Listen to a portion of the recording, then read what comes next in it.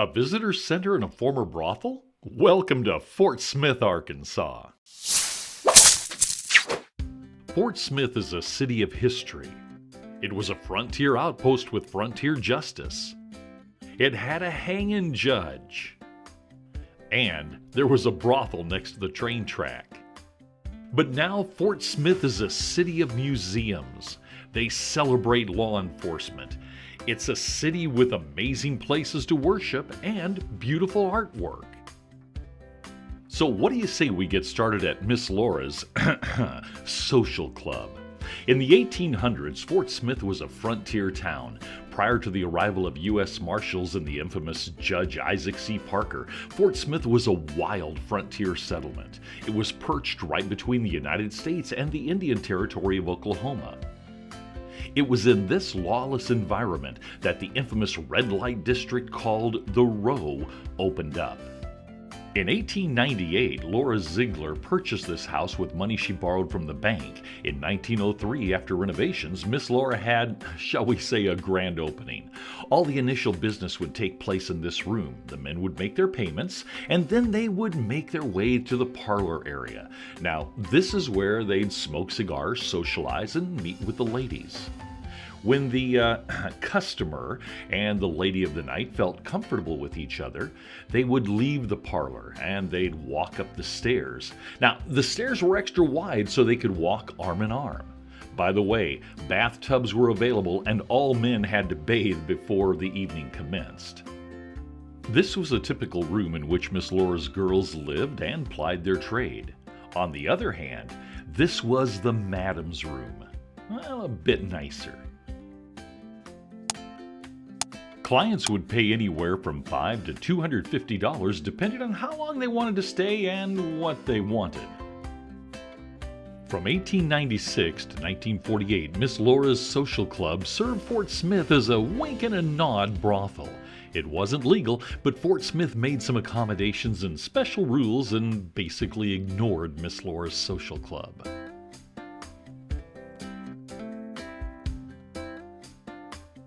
This is actually the second Fort Smith, and it was built in 1835. Like the first Fort Smith, whose ruins we'll look at in a moment, this new fort not only served as a buffer between the United States and the Indian Territory in Oklahoma, but it was also an important resupply point as the relatively new nation continued to expand westward.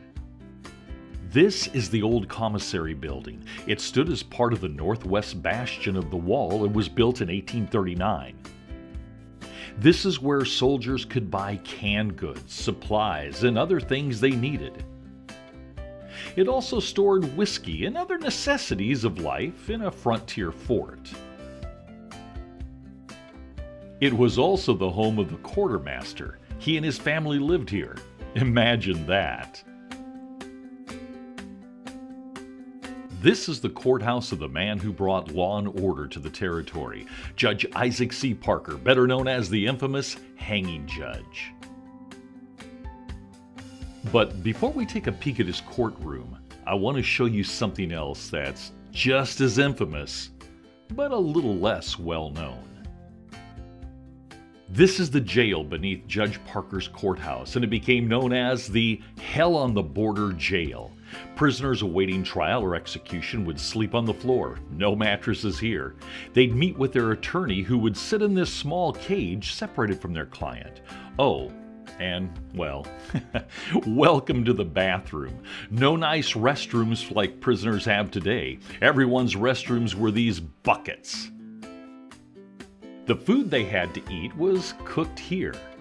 This is the jail's original stone floor. They would put sawdust on it to try and absorb the stench so it wouldn't waft into Judge Parker's courtroom on the second floor. In 1888, a new jail was built. This is the courtroom of U.S. District Judge Issac C. While it's not exact, it gives you a feeling of what it looked like.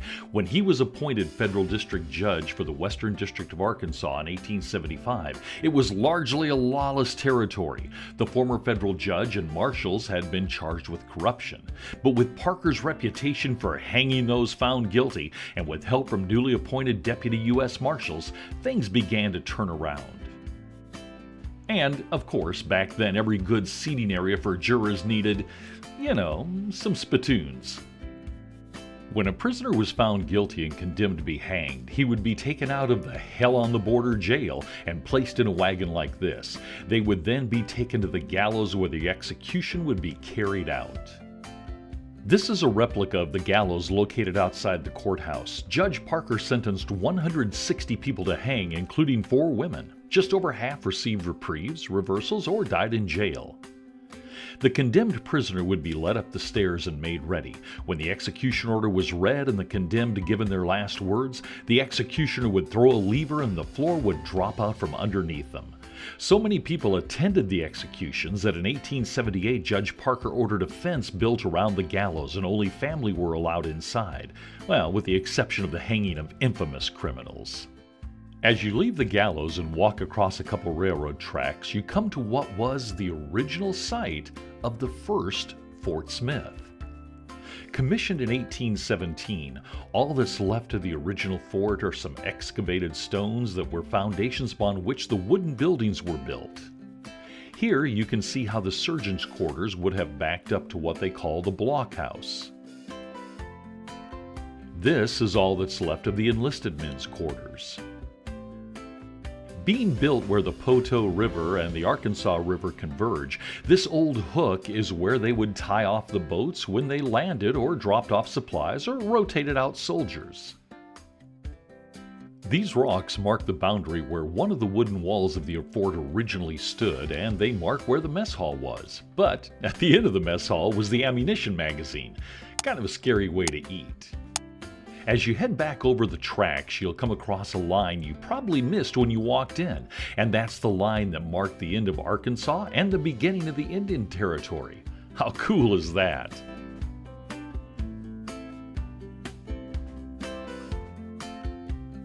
The United States Marshal's Museum is a must-see if you come to Fort Smith. A lot of people are unfamiliar with the U.S. Marshals and what it is they do. This museum will help you understand the history and the vital role this important law enforcement agency plays in our country. The U.S. Marshal Service is one of the oldest law enforcement agencies in the country. It was created under the Judiciary Act of 1789, and the president that signed the bill creating the U.S. Marshals? Our first president, George Washington.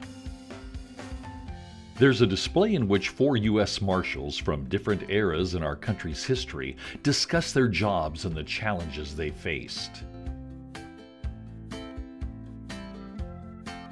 From enforcing the law on the frontier in the early days of our country's history, to enforcing changes to our Constitution, to protecting the rights of all citizens, and now protecting the homeland from terrorism. The U.S. Marshals have seen and done it all. As you leave the U.S. Marshal Museum, make sure you take in the Hall of Fame. Listed on this wall are the names of those who lost their lives while serving in the U.S. Marshal Service.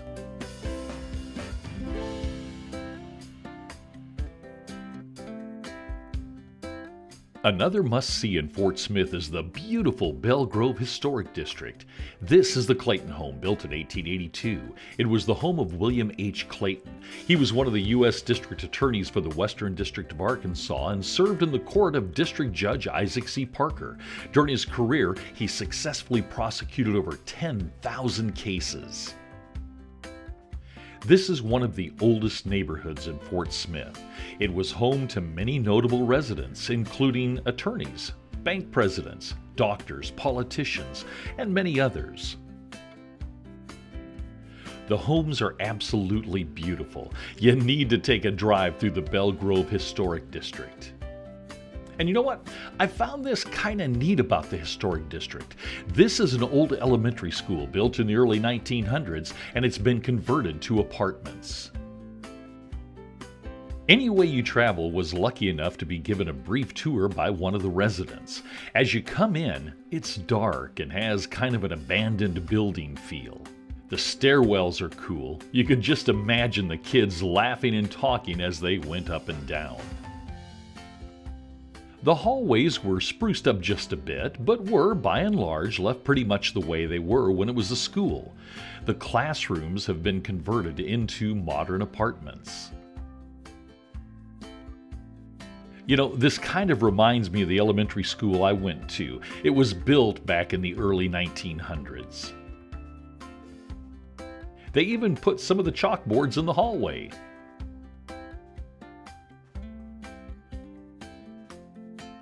This is the Fort Smith National Cemetery. It's the oldest of the 3 national cemeteries in Arkansas. The Fort Smith National Cemetery traces its roots back to 1817, when Surgeon Thomas Russell, who was a veteran of the War of 1812, was among the original soldiers stationed at the newly commissioned Fort Smith when it was opened in 1817.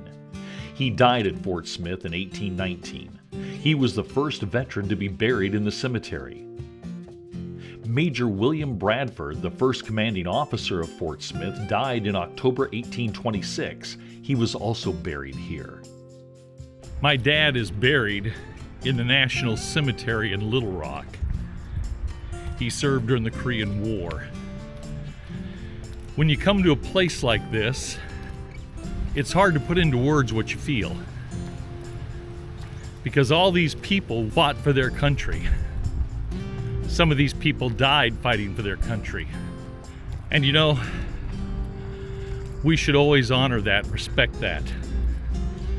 Memorial Day, Veterans Day, Armed Forces Day, all of those are special days that should be remembered.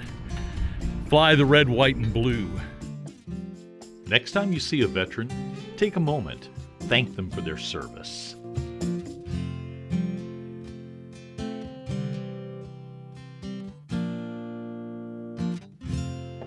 To me, this is one of the coolest things in Fort Smith. You can take a ride on an old-fashioned trolley, or take a look at the Fort Smith Trolley Museum. These are trolleys that have been rescued from various fields, dump sites, or wherever, and they're being restored by volunteers who love this historic means of transportation. This trolley was found in a field in Texas, and the volunteers are going to work to restore it to its original beauty. Also at the museum, you can see an old-fashioned steam locomotive and the various passenger cars. They'll even explain to you how the old locomotive works. We just happen to be lucky enough to see a streetcar returning from one of its journeys in town.